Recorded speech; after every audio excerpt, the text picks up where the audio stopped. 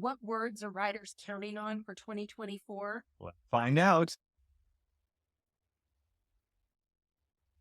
Hello and welcome to the Writing Millennium Podcast. I'm Christopher Maselli. I'm here with Hey, so Gena glad Maselli. so glad to have you here, Gina. Because hey, guess what we're talking about? We are talking about words for Words. 2024. Yeah, sometimes people pick a word for the year. Mhm. That's how we first heard about this starting, when people say, my word for the year is this. And we were like, this is interesting. And why do people do that? I think it helps them keep their year in alignment. Yeah. Like it keeps them focused and it helps them think about what do I really want to come out of this year? It's a variation on the whole New Year's resolution, but people are able to really think about what do I want this year to be? Or maybe they've prayed about it and just prayerfully they're having a word that just keeps coming to their mind of this is what this season is going to be like for me. So Yeah. I think it's a great way, like I said, a switch on the whole New Year's resolution. But what do you want your year to be like in 2024? Yeah, so this is, I think, an interesting thing for writers, because as we have started doing this ourselves, figuring out what's our word for the year and thinking about it and prayerfully considering it, we've come up with a different word each year, we've noticed. Right. And we've been asking then our writer friends, hey, what's your word for the year? And it's really interesting to hear what people have come up with. We thought on this podcast today, we would share the words that we're thinking about this year for 2024, as well as we asked everyone on our email newsletter list what their words were for the year. And we received an overwhelming amount of answers, more than we've received probably on any other email we've sent out. And so we've compiled some of them that just really resonated with us that we thought we'd share with you, because they tend to fit in a few categories. But before we get to that, why don't we share our words for Okay. this year? What is your word for 2024, Chris? So my word is extreme, which is a funny word, I think, to pick. But my words before have been things like focus and that sort of thing. But I'm realizing that this year, I think I need to do more than just focus. I need to focus on some things, maybe at the extreme cost of not doing other things. And that's a hard pill to swallow, because I want to do everything and I want to do everything well.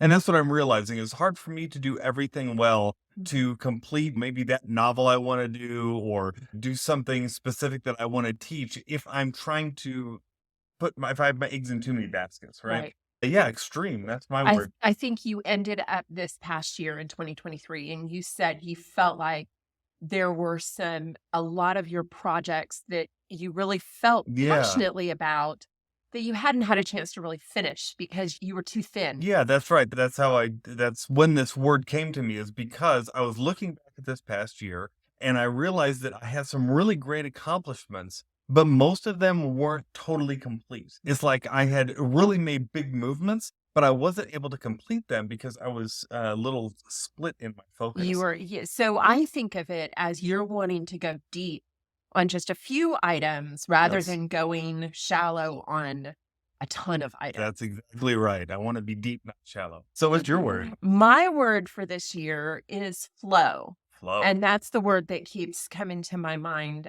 that's just kept coming to my mind over the last month. And I have a tendency where I want to do so much, which is similar to what you're saying. I want to do so much. I want to accomplish so much. And I sometimes can get in a place where I don't really stop to appreciate the season that I'm in. Yeah. And that's really what I want to do. I want to slow down enough that I'm appreciating the season that I'm in. And I know for me, we just sent our first off to college. And so it's been a new season for us. Not only do we miss her because she's not here all the time, even though she's not very far away, she comes home regularly, but she's not here. And we're seeing her start this new phase in her life as well. But at the same time, I'm very much aware that my second one is on the cusp of leaving as well. Our second child is close to graduation within a couple of years. And so I'm just starting to really realize that some of these seasons that maybe I have spent a lot of time wishing were somehow different, I'm realizing that they are short and that I need to just flow in that. And to do that, though, on the creative side, what that has meant, realizing what is important Mhm. and not spending so much time. And then really, it's not just time, it's also energy, feeling like I've got to be doing work, but Yeah. recognizing that I need to flow within the season I'm in. And there's going to be time for some of these projects that have been on my heart to do that I haven't maybe had as much time to do. Those are coming. The time for that is going to be coming. I'm going to love that season, but I don't want to wish away the one that I'm in. That's good. That's good. All right. So now you've heard our words, extreme and flow. We're going to have an extreme flow this year. But now what we found is that when we asked the other writers that we know, the ones that are on our newsletter list, what are your words for 2024? We received, as we said, a lot of answers. And what we found is that they tended to fall in about 3 different Right. categories. And so we're going to share each of those categories. And the first one is commitment. There's a group of people that said my words tie in with commitment. For instance, Mike said his word was commitment, right? Want to stay committed Yeah. to what he wants to get done. And I thought that was great because it is very easy to, like I said, have your, I was going to say flow, but to have your attention diverted to multiple things and not be able to get done. And instead you have to be committed to get it done. And what's the Yes. next one? The other one, this one comes from Sheila, and it's get her done. Get her done. Yeah, Get her that's right. done. I totally hear you, Sheila. I'm right there with you, sister. She's ready to have fun on the get her done side of being a speaker and an entrepreneur and that sort of thing. And that's just it. It's that commitment. It's getting things done. Anne said structure. She wants to be more intentional with her Mhm. schedule. That's about getting things done. And that to me is a big part of it. I am someone who definitely works with a schedule. And I need to look at that schedule every day. I need to plan it and I need to make sure that I'm following it. And that helps me. It's the structure that helps me get things done. You are absolutely very structured. Yeah. I'm a little more of the intuitive side. I have to have some structure, but too much structure and I start feeling cabin fever. I have to have a little bit of flow Yeah. in the Well, structure. I'm with Anne. I like the structure. And But I appreciate the structure. Now, we've yeah. talked about I use my planner, I do all Mhm. of that. Yes, there's definitely a place for structure, but I'm saying for you, I know Yes. that you are a lot more structured than I am. And Sarah said her word for the year is Intent. Oh, intent. I love the word intentional. I think when you are working towards things intentionally, you intend to finish your book. Mhm. Every action that leads to finishing that book is intentional. I'm going to write for a half an hour each day. That's an Right. intentional act I'm taking. That is really what helps get It things done. is. It is. And then our next batch that we found that people were sending us had to do with appreciation. And Mhm. I think that's where I'm falling this year is in flow. Like I said, just appreciating the flow that I'm in, but appreciation. And so for Edie, that's mindfulness, Yes, yes. thinking clearly, paying attention to detail, probably just slowing down and being sensitive to others' needs and not just Mhm. racing through. Boy, Yeah. can I relate to that. Yeah, Yeah. yeah. We all need to be mindful, especially when you're writing. They say some of the best fiction writers are very mindful of everything going on around them, and so it really behooves us to slow down a little bit, be mindful about the world around us, and with our writing, and everything will go a And I lot think better. that works for nonfiction as well. Yeah, Just true. really, especially if it's something that you're passionate about, whatever that subject matter is, if Hmm. you slow down enough and you're mindful of it, you can probably catch some of those keys to making that message stronger or how that message would affect others around you even more. So I definitely get that. Ingrid said her word was enjoy, Mm, which is another appreciation word, right? She just said that she had a hard year, but she's looking forward to enjoying the road ahead. And yeah. Ingrid, right there with you, that's awesome. Sometimes enjoyment is a decision, isn't it? We have all these things sometimes hit us in life, and we just have to say, you know what? I'm going to enjoy this time Mhm. and make the most of it. Mhm. And Anne said beauty, Mm. which I love, really appreciating the beauty in life and really probably stopping and slowing down enough to see it and Yes, to yes. recognize it is just beautiful. Kim said her word is magic. I love She that. wants more magic in her life. And she said, let me read this to you. She said, here's her definition of magic. She says, it's a quality that makes something seem removed from everyday life, especially in a way that gives delight. I think that's a quality that makes something seemingly removed from everyday life, especially in a way that gives delight.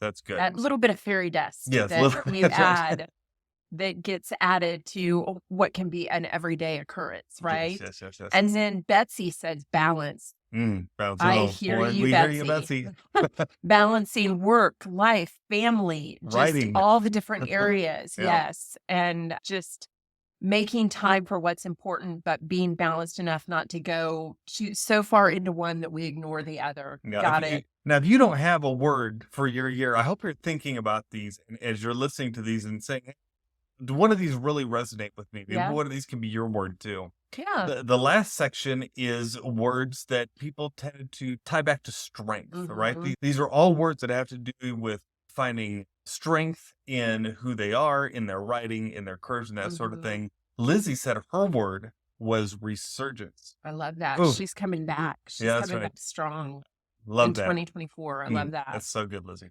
And then Jennifer said, abide, to Mm. rest in God's presence.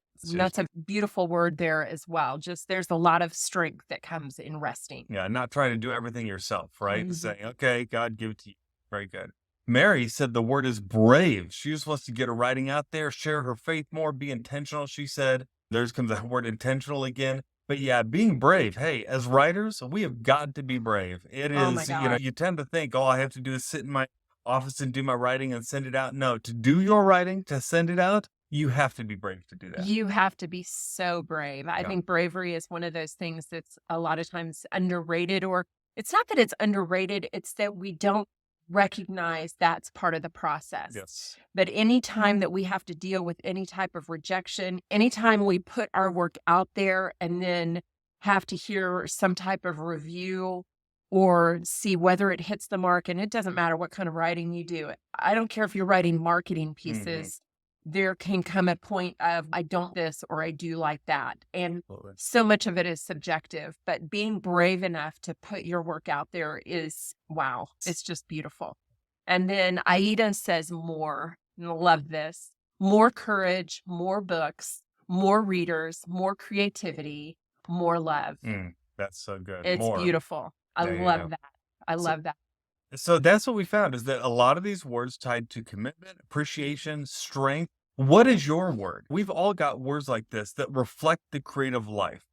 Commitment is part of the creative life. Appreciation is part of the creative life. Strength is part of the creative life. What is your word for 2024? Hey, we'd love to hear it. You go ahead and leave it in Absolutely. the comments on the YouTube video or send us an email, however you want to let us know. We'd love to hear it because it encourages us to hear Yeah. what your word is too. It absolutely does. And we are part of this together. That's what Mhm. Chris and I have said. We believe that writing is not a solo venture.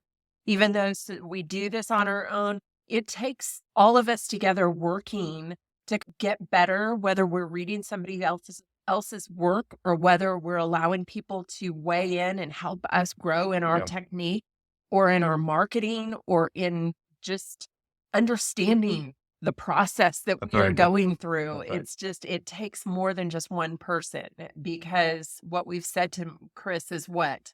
Together, we have writing That's momentum. right. See you next time.